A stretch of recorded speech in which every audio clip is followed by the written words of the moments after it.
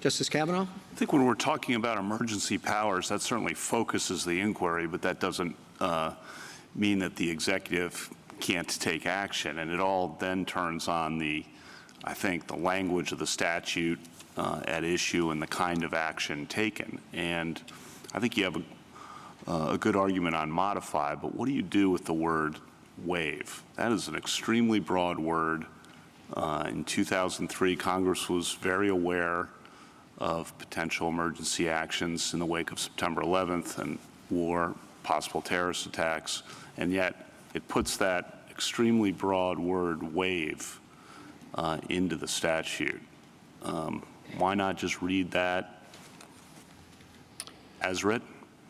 Your Honor, I believe we are reading it as written. Waive means to excuse compliance with an existing obligation, and what the Secretary is purporting to do here is to change existing loan discharge program.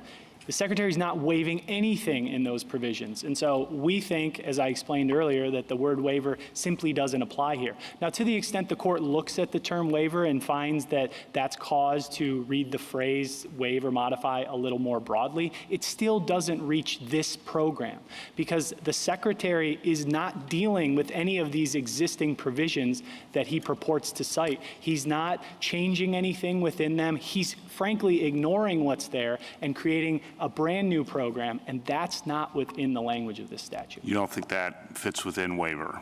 I don't believe it does, no. Okay. A waiver is to take something away, and the Secretary is not taking anything away from the cited loan discharge provisions. And then on the body of precedent we've developed within the pandemic on emergency powers and major executive actions, we have the eviction moratorium case, we have the national OSHA mandate case, but on the other hand, we have the healthcare mandate case. And I think the distinction, one of the distinctions drawn there was that was more in the wheelhouse of the agency in question. And I think the Solicitor General has argued, and just get your response on, this is right in the wheelhouse, Justice Sotomayor is just saying this, right in the wheelhouse of what the Secretary of Education would normally be expected to do, unlike CDC doing an eviction moratorium. I know you've addressed this a little bit, but just get your response on that.